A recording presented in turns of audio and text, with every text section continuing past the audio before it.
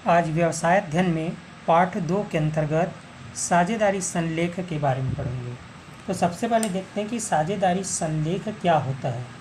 साझेदारी संलेख का आशय साझेदारों के हस्ताक्षर युक्त एक लिखित समझौते से है, जिनमें साझेदारों के पारस्परिक अधिकार, कर्तव्य एवं दायित्वों का उल्लेख करते हुए साझेदारी व्यवसाय को सुचारू रूप से चलाने के लिए संगठन, प्रबंध एवं संचालन संबंधी शर्तों एवं नियमों को लिखा जाता है। इसे साझेदारी संलेख या साझेदारी विधान आदि नामों से पुकारा जाता है, जिसे हम साझेदारी संलेख कहते हैं। उसके बाद हम देखते हैं साझेदारी संलेख के लक्षण या विशेषताएं। तो साझेदारी संलेख की पहली विशेषता है, यह करार या अनुबंध लिखित या मौखिक हो सकता है। दूसरा, यदि करार लिखित रूप में है तब सभी साझेदारों के हस्ताक्षर एवं शासकीय मुद्रांक स्टैम्प टिकट लगा होना आवश्यक है। तीसरा, साझेदारी करार का पंजीयन करा लेना अच्छा होता है या श्रेष्ठकर रहता है। चौथा, साझेदारी संलेख साझेदारी का ज्ञापन अर्थात पार्षद नियम है, लेकिन कंपनी के ज्ञापन या पार्षद सीमा नियम के अनुसार सार्वजनिक प्रलेख नहीं है। कहने का मतलब है कि साझेदारी संलेख जो है वो कंपनी के पार्षद सीमा नियम की तरह है, लेकिन वो सार्वजनिक प्रलेख नहीं है। इसके बाद देखते हैं साझेदारी संलेख का लिखित होना क्यों आवश्यक है। तो साझेदारी संलेख का लिखित या मौखिक दोनों हो सकता है, लेकिन लिखित होना आवश्यक है। क्यों?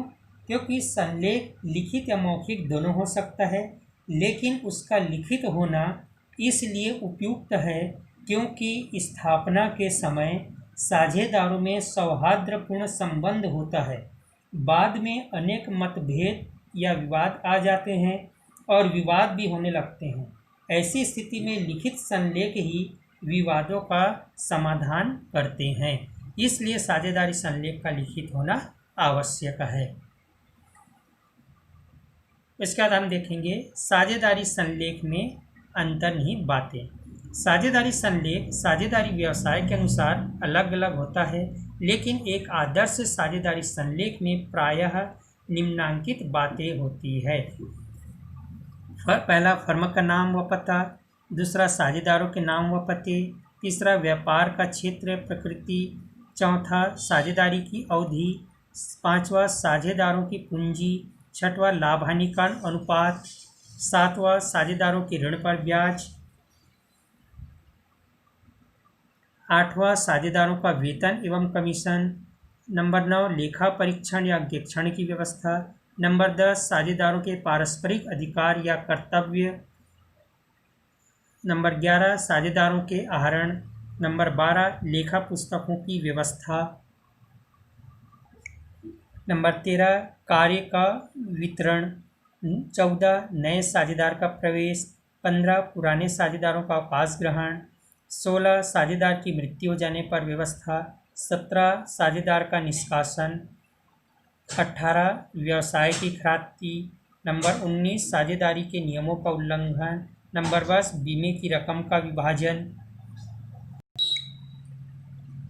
नंबर 21, साझेदारी की विघटन विधि। नंबर 22, फर्म के विघटन के बाद की व्यवस्था। नंबर 13, मध्यस्थ वाक्य। मध्यस्थ वाक्य प्रायः सभी संविदाओं में होता है। इसका आशय यह है कि मतभेद या विवाद की स्थिति में मध्यस्थों की नियुक्ति होगी या नहीं होगी।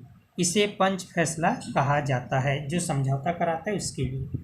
तो इस प्रकार से 23 वाक्यों का उल्लेख होता है एक अच्छे संलेख या आदर्श संलेख में। उसके बाद है साझेदारी संलेख के अभाव में लागू होने वाले कौन कौन से नियम हैं। यदि साझेदारी संलेख नहीं बना है तो उसके अभाव में कौन कौन से लागू होंगे नियम। जब साझेदारी फर्म में लिखित या मौखिक करार नहीं होता, तब साझेदारी नियम में दिए गए प्रावधान लागू होते हैं। साझेदारी संलेख के अभाव में लागू होने वाले नियम निम्नांकित है। पहला, लाभालाभ का बंटन। सभी साझेदारों के लाभालाभ बंटन का अनुपात बराबर होगा। जितने साझेदार होंगे सब आपस में लाभ हानि का अनुपात बराबर बांटेंगे। दूसरा, व्यापार का संचालन। संलेख के अभाव में प्रत्येक साझेदार का व्यापार के संचालन में बराबरी से भाग लेने का अधिकार होगा। तीसरा, साझेदार का वेतन। किसी भी साझेदार को चाहे वह कार्य करे या नहीं, वेतन पाने का अधिकार नहीं होगा। चौथा, पूंजी पर ब्याज। किसी भी साझेदार को पूंजी पर ब्याज नहीं दिया जाएगा। नंबर 5, आहरण पर ब्याज। कोई भी साझेदार अगर फर्म से आहरित करता है तो ऐसी स्थिति में कोई भी साझेदार आहरण पर ब्याज उससे नहीं लिया जाएगा। छठवां, साझेदार के ऋण पर ब्याज। यदि कोई साझेदार फर्म को उधार या ऋण के रूप में पैसा दिया है तो ऐसे साझेदार द्वारा दिए गए ऋण पर 6% वार्षिक ब्याज दिया जाएगा। सातवां, फर्म की संपत्ति का प्रयोग। कोई भी साझेदार फर्म की संपत्ति का प्रयोग निजी कार्य के लिए नहीं करेगा। नंबर 8, हिसाब किताब देखना। प्रत्येक साझेदार को फर्म के हिसाब किताब देखने का अधिकार होगा। नंबर 9, नया साझेदार। सभी साझेदारों की सहमति से नए साझेदार को फर्म में प्रवेश दिया जा सकेगा। नंबर 10, साझेदारों को निकालना। किसी भी साझेदार को निकाला नहीं जा सकता यद्यपि इसके लिए सभी सहमत हो। 11, साझेदार की लापरवाही। साझेदार की लापरवाही के कारण फर्म को होने वाली क्षति के लिए संबंधित साझेदार उत्तरदायी होगा। नंबर 12, फर्म में परिवर्तन। फर्म में परिवर्तन की सूचना सभी साझेदारों को देना आवश्यक है। नंबर 13, हित का हस्तांतरण। सभी साझेदारों की सहमति से कोई साझेदार अपने हित का हस्तांतरण नहीं कर सकता। तो ये 13 पॉइंट दिए हुए हैं साझेदारी संलेख के अभाव में लागू होने वाले नियम। इसके बाद हम देखते हैं साझेदारी फर्म का विघटन। विघटन का मतलब होता है फर्म का समापन होना। साझेदारी फर्म की समाप्ति को साझेदारी फर्म का विघटन कहा जाता है। यह वह स्थिति है जब सभी साझेदार फर्म का व्यवसाय समाप्त करते हैं। साझेदारी अधिनियम 1932 की धारा 39 में उल्लेख है कि किसी फर्म के सभी साझेदारों के बीच साझेदारी का विघटन फर्म का विघटन कहलाता है। इसके बाद है साझेदारी का विघटन एवं साझेदारी फर्म का विघटन। ये दोनों में अंतर है, साझेदारी का विघटन और साझेदारी फर्म का विघटन। क्या अंतर है दोनों में? पहला है साझेदारी के विघटन में किसी एक साझेदार का अन्य साझेदारों से संबंध विच्छेद हो जाता है। अर्थात साझेदारी के विघटन में कोई एक साझेदार अन्य साझेदारों के साथ संबंध समाप्त हो जाता है या अलग हो जाता है तथा शेष साझेदार फर्म का पुनः निर्माण कर फर्म के व्यवसाय को चलाते रहते हैं। इस पुनः निर्माण के कारण व्यवसाय के बाह्य क्रियाकलाप में कोई अंतर नहीं आता, व्यवसाय चालू रहता है, मात्र वैधानिक प्रक्रिया पूरी की जाती है। इसको कहते हैं साझेदारी के विघटन। फर्म के विघटन। फर्म के विघटन में सभी साझेदारों के संबंध टूट जाते हैं, अर्थात फर्म का समापन हो जाता है। जब फर्म का समापन हो जाता है तो सभी साझेदार के संबंध अलग हो जाते हैं, टूट जाते हैं और साझेदार साझेदारी में कार्य करना अस्वीकार कर देते हैं और व्यवसाय बंद हो जाता है। इस प्रकार यह साझेदारी फर्म की मृत्यु है।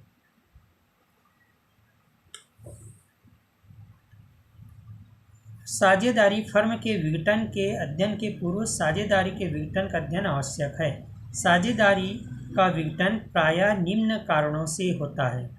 साझेदारी का विघटन प्रायः निम्न कारणों से होता है। कौन कौन से कारण हैं? पहला है किसी साझेदार के अवकाश ग्रहण करने पर इसे हम साझेदारी से अलग होना कह सकते हैं, जिसके निम्न कारण हो सकते हैं। कोई साझेदार फर्म से कब अलग हो सकता है? पहला, जब अधिक उम्र, स्वास्थ्य ठीक न रहना। दूसरा, उस स्थान से अन्य स्थानों को चले जाना। तीसरा, उसी प्रकार का व्यवसाय आरंभ करना। चौथा, एक निश्चित अवधि के लिए साझेदारी होना तथा अवधि का समाप्त हो जाना। और पांचवा है अन्य कारण। दूसरा कारण है किसी साझेदार का दिवालिया हो जाना। तीसरा, किसी साझेदार का मृत्यु हो जाना। चौथा, किसी साझेदार का अयोग्य हो जाना। पांचवा, किसी साझेदार का करार या अनुबंध के विपरीत कार्य करना तथा उसे फर्म से निकालना आवश्यक हो जाए। इसके बाद हम देखेंगे फर्म के विघटन और साझेदारी के विघटन में अंतर। पहला, संबंध। सभी साझेदारों का संबंध विच्छेद हो जाता है फर्म के विघटन में, और साझेदारी के विघटन में किसी एक साझेदार से संबंध विच्छेद होता है। दूसरा, व्यापार की समाप्ति। व्यवसाय समाप्त हो जाता है, व्यवसाय चालू रहता है। तीसरा, विघटन। फर्म के विघटन के कारण साझेदारी का स्वतः विघटन हो जाता है। साझेदारी के विघटन में फर्म का विघटन अनिवार्य नहीं है। चौथा, परिस्थितियाँ। फर्म का विघटन ठहराव अनिवार्य एवं न्यायालय द्वारा होता है। साझेदारी के विघटन अवकाश ग्रहण करने, मृत्यु होने, दिवालिया होने आदि के कारण होता है। पांचवा, हिसाब किताब। फर्म के विघटन में हिसाब किताब अंतिम रूप से तैयार किया जाता है। साझेदारी के विघटन में हिसाब किताब व्यवसाय से अलग होने वाले साझेदार की राशि का भुगतान करने के लिए किया जाता है। अर्थात जो साझेदार फर्म से अलग होता है उसी साझेदार के हिसाब किताब का लेखा किया जाता है उसको भुगतान करने के लिए कि कितनी राशि का भुगतान उसको करना है। तो इस प्रकार से दोनों में अंतर है, फर्म के विघटन और साझेदारी के विघटन में। इसके बाद है फर्म के विघटन की रीतियाँ। फर्म के विघटन की रीति है, पहला करार द्वारा, दूसरा अनिवार्य विघटन, तीसरा आकस्मिक विघटन, चौथा सूचना द्वारा विघटन, पांचवा न्यायालय द्वारा विघटन। पहला देखते हैं करार द्वारा विघटन। जिस प्रकार करार या अनुबंध के आधार पर साझेदारी का निर्माण होता है उसी प्रकार सभी साझेदारों की सहमति से उसका विघटन भी किया जा सकता है। साझेदारी अधिनियम की धारा 40 में इसका स्पष्ट उल्लेख है कि किसी भी फर्म को उस फर्म के सभी साझेदारों की सहमति से या साझेदारों के बीच संपन्न करार या अनुबंध के अनुसार समाप्त किया जा सकता है। संविदा के अनुसार साझेदारी की समाप्ति भी करार द्वारा विघटन है, क्योंकि सभी साझेदार आपसी सहमति से साझेदारी का करार या संलेख में फर्म के विघटन के संबंध में विभिन्न विषयों का उल्लेख किए होते हैं। उसके बाद दूसरा है अनिवार्य विघटन। भारतीय साझेदारी अधिनियम की धारा 41 के अनुसार निम्न दशाओं में फर्म का अनिवार्य रूप से विघटन हो सकता है। पहला, सभी साझेदारों का अथवा एक साझेदार को छोड़कर शेष साझेदारों के दिवालिया हो जाने पर। अनिवार्य विघटन कब होता है? भारतीय साझेदारी अधिनियम की धारा 40 में उल्लेखित है कि यदि सभी साझेदार दिवालिया हो जाए या किसी एक साझेदार को छोड़कर सभी साझेदार दिवालिया हो जाए, ऐसी स्थिति में साझेदारी अवैध हो जाती है, अतः उसका विघटन होना आवश्यक हो जाता है। दूसरा है, कुछ इस प्रकार की परिस्थिति निर्मित हो जाए कि साझेदारी व्यवसाय को चालू रखना अवैध हो जाए। इस प्रकार की स्थिति का निर्माण कभी कभी होता है, जैसे फर्म जिस वस्तु का व्यापार कर रही है वह प्रतिबंधित हो जाए या उसका क्रय विक्रय अवैध घोषित हो जाए, तो दो स्थिति में अनिवार्य विघटन हो जाती है। तीसरा है आकस्मिक या संयोग द्वारा विघटन। इसे आकस्मिक विघटन भी कहा जाता है। इस प्रकार के विघटन के संबंध में भारतीय साझेदारी अधिनियम की धारा 42 में उल्लेख है। इस धारा के अनुसार यदि संविदा में कोई अन्य उल्लेख न हो तो निम्न परिस्थिति में फर्म को विघटित हो माना जाएगा। पहला, यदि फर्म एक निर्धारित अवधि के लिए स्थापित थी तब अवधि समाप्त हो जाए, अर्थात निर्धारित अवधि की समाप्ति होने पर। दूसरा, यदि फर्म कोई निश्चित कार्य संपन्न करने के लिए स्थापित की गई हो और तब उस कार्य के समाप्त हो जाने पर। तीसरा, किसी साझेदार की मृत्यु पर। चौथा, किसी साझेदार के दिवालिया घोषित होने पर। और पांचवा, किसी साझेदार द्वारा साझेदारी से अलग होने के लिए त्यागपत्र दिए जाने पर। तो इस स्थिति में विघटित हो जाना माना जाएगा। चौथा है सूचना द्वारा विघटन। इस प्रकार के विघटन का उल्लेख भारतीय साझेदारी अधिनियम की धारा 43 में किया गया है। यदि साझेदारी की स्थापना ऐच्छिक रूप से की गई है तब कोई भी साझेदार अन्य साझेदारों को साझेदारी की समाप्ति की लिखित सूचना अन्य सभी साझेदारों को देकर फर्म की समाप्ति करवा सकता है। यदि सूचना में फर्म की समाप्ति की कोई निश्चित तिथि दी गई है तब उसी तिथि से फर्म समाप्त मानी जाएगी, किंतु सूचना में कोई तिथि न हो तो सूचना तिथि से ही फर्म समाप्त मानी जाएगी। इस प्रकार सूचना द्वारा विघटन भी हो सकता है। उसके बाद पांचवा है न्यायालय द्वारा विघटन। न्यायालय निम्नांकित में से किसी एक कारण के आधार पर साझेदारी फर्म को भंग करने का आदेश दे सकता है। पहला है किसी साझेदार के पागल या विक्षिप्त हो जाने पर। दूसरा, किसी साझेदार के स्थायी रूप से अयोग्य हो जाने पर, जिससे वह अपने कर्तव्यों के निर्वहन के योग्य न हो। तीसरा, किसी साझेदार के दुराचरण पर, जिसके कदाचरण या दुराचरण के कारण फर्म को हानि हो रही हो या हानि होने की संभावना हो। चौथा, किसी साझेदार द्वारा जानबूझकर साझेदारी के विरुद्ध कार्य करने पर। पांचवा, किसी साझेदार द्वारा अपने हित का अन्य पक्षों को हस्तांतरण कर देने के कारण। छठवां, व्यवसाय में हो रही निरंतर हानि के कारण। और सातवां, अन्य कारण जिसे फर्म की समाप्ति के लिए न्यायालय पर्याप्त समझे। उपयुक्त कारणों में से किसी भी कारण से न्यायालय किसी फर्म को विघटन करने का आदेश दे सकता है। इसके बाद हम देखते हैं सहकारी समिति। व्यवसाय में ईमानदारी, मानवीयता व सामाजिक उत्तरदायित्व शब्द क्रमशः विलुप्त हो रहे हैं। ऐसी स्थिति में सहकारी संस्था समाज कल्याण में कारगर सिद्ध होगी। सहकारी संगठन का प्रादुर्भाव। सहकारी संगठन का प्रादुर्भाव इंग्लैंड व जर्मनी में हुआ है। इंग्लैंड के रॉबर्ट ओवन, फ्रांस के फोरियर, जर्मनी के सुल्जे आदि ने सहकारिता के क्षेत्र में अमूल्य योगदान दिया। सर्वप्रथम इंग्लैंड में 1844 में प्रथम सहकारी भंडार रोसेडेल सोसाइटी ऑफ इक्विटेबल पायोनियर्स की स्थापना की गई। सहकारी संगठन की आवश्यकता। सहकारी संगठन की क्या आवश्यकता हुई?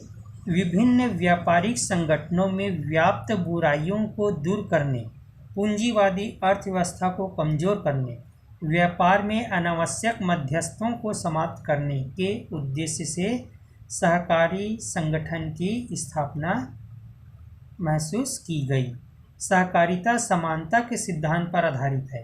पूंजी व श्रम के मध्य अंतर को कम करने के उद्देश्य से भी सहकारिता की आवश्यकता को स्वीकार किया गया।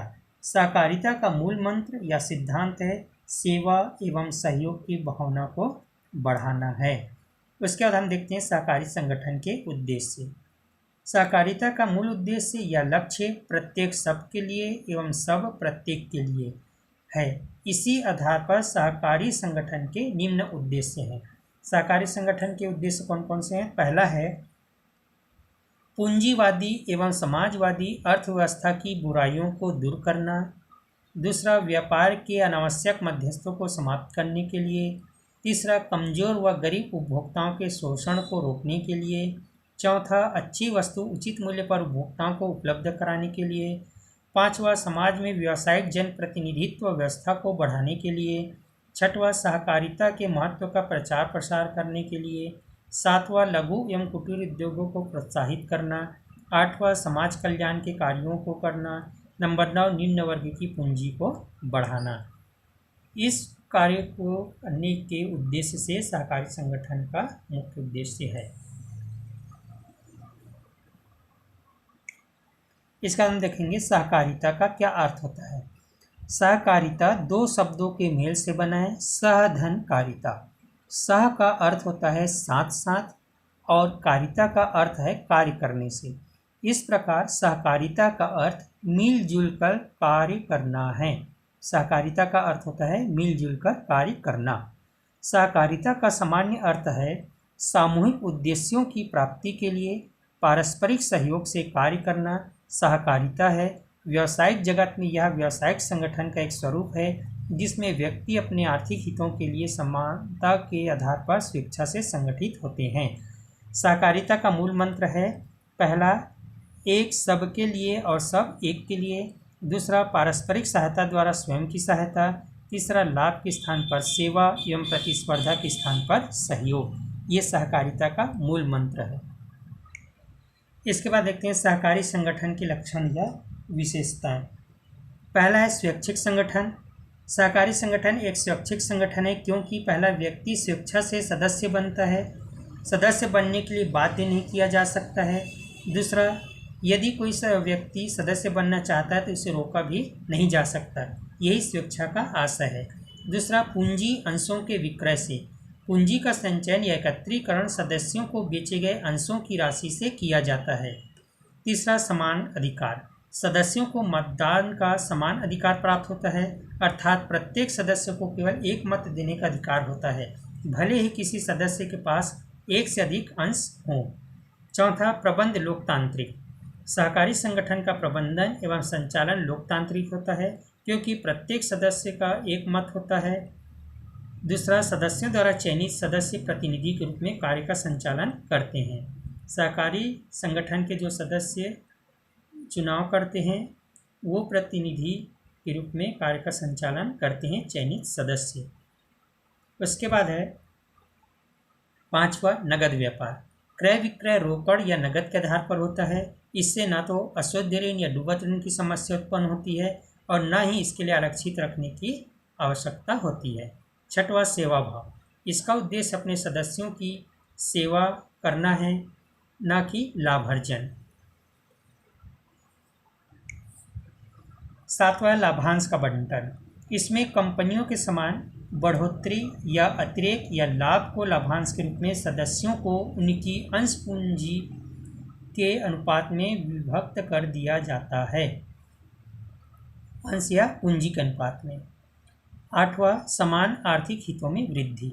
सहकारी संगठन में सदस्यों को समान अधिकार होता है और अर्जित लाभ का समानता के आधार पर विभाजन होता है।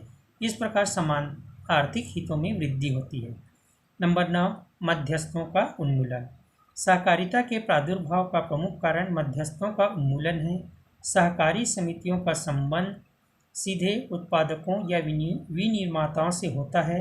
इस प्रकार इस संगठन में मध्यस्थों का कोई स्थान नहीं है। नंबर 10, निगमित संस्था। एक कंपनी की तरह सहकारी समितियां भी निगमित संस्था है। इनका पंजीयन भारतीय सहकारी अधिनियम 1912 या राज्य सहकारी अधिनियमों के अधीन होता है। पंजीयन के पश्चात इन्हें पृथक वैधानिक अस्तित्व प्राप्त हो जाता है। नंबर 11, संचित कोष। प्रत्येक सहकारी संस्था को अपने लाभ का 25% भाग संचित कोष में जमा करना आवश्यक होता है। और नंबर 12 है, सहकारिता में सहकारिता। सहकारिता का यह नवीन उद्देश्य है। इसके तहत सहकारी समितियों के माध्यम से सहकारिता की भावना का विस्तार करना है, जिससे सेवा एवं सहयोग की भावना को प्रोत्साहित किया जा सके। इसके बाद हम देखते हैं सहकारी समिति के गठन। सहकारी समिति के गठन के लिए निम्न औपचारिकताओं को पूरा करना होता है। सहकारी समिति के गठन के लिए औपचारिकताएं। पहला है सदस्य संख्या। सहकारी समिति के निर्माण के लिए कम से कम 10 वयस्क व्यक्तियों की आवश्यकता होती है। इन व्यक्तियों में संविदा करने की क्षमता होनी चाहिए। दूसरा है उपनियमों का निर्माण। समिति के लिए उपनियमों का निर्माण किया जाता है। यह कार्य अत्यंत महत्वपूर्ण है क्योंकि इसमें समिति का नाम, सदस्यता, सदस्यों के अधिकार एवं कर्तव्य, पदाधिकारियों का चयन, पूंजी की व्यवस्था आदि के संबंध में नियम बनाए जाते हैं। यह अत्यंत महत्वपूर्ण प्रलेख है। इनमें 10 सदस्यों के हस्ताक्षर होते हैं तथा पंजीयक को स्वीकृति प्रदान करने के लिए प्रस्तुत करते हैं। तीसरा, न्यूनतम पूंजी की राशि बैंक में जमा करना। न्यूनतम पूंजी की राशि सहकारी बैंक में जमा करना या यह न्यूनतम पूंजी की राशि का उन अंशों की राशि है जो समिति के निर्माण करने वाले 10 सदस्य क्रय करते हैं। चौथा है पंजीयन हेतु आवेदन। समिति के पंजीयन के लिए पंजीयक के पास निर्धारित प्रपत्र में आवेदन पत्र समिति के प्रबंध के लिए बनाए गए नियमों की 2 प्रतियों के साथ प्रस्तुत किया जाता है। सहकारी संगठन, सहकारी समिति के लिए जो नियम बनाए हुए रहते हैं उस नियम के 2 कॉपी निर्धारित आवेदन पत्र के साथ पंजीयक के समक्ष प्रस्तुत किया जाता है। आवेदन पत्र में निम्नलिखित विवरण होना आवश्यक है: समिति का नाम, समिति के उद्देश्य, अंश पूंजी का विवरण, समिति के सदस्यों के नाम व पते। पांचवा है पंजीयन शुल्क। सहकारी समितियां पंजीयन शुल्क के भुगतान से मुक्त है, अर्थात इनको पंजीयन शुल्क नहीं लगता। छठवां है समिति का पंजीयन। प्रस्तुत अभिलेखों से संतुष्ट हो जाने पर पंजीयक पंजीयन प्रमाण पत्र एवं उपनियमों की एक प्रमाणित प्रति समिति को प्रेषित करता है या भेज देता है। सातवां, पदाधिकारियों का चयन। समिति के पंजीयन के बाद सदस्यों की एक साधारण सभा आयोजित की जाती है। जिसमें पदाधिकारियों का चुनाव या चयन किया जाता है। सभा की अध्यक्षता पंजीयक या उसके प्रतिनिधि करते हैं। प्रायः निम्नांकित पदाधिकारी चुने जाते हैं। पहला अध्यक्ष, दूसरा उपाध्यक्ष, तीसरा सचिव, चौथा संयुक्त सचिव और पांचवा कोषाध्यक्ष। ये पदाधिकारी प्रबंध समिति एवं अन्य सदस्यों के प्रति उत्तरदायी होते हैं। नंबर 8, नए सदस्यों का प्रवेश। समिति के पदाधिकारियों के चयन के बाद इच्छुक व्यक्तियों को समिति का सदस्य बनाया जाता है। नंबर 9, कार्य आरंभ। उपर्युक्त क्रियाएं संपन्न हो जाने के बाद समिति अपना कार्य आरंभ कर देती है। समिति के पदाधिकारी समिति के नाम पर समस्त व्यापारिक कार्य करते हैं। तो ये थे सहकारी समिति के गठन।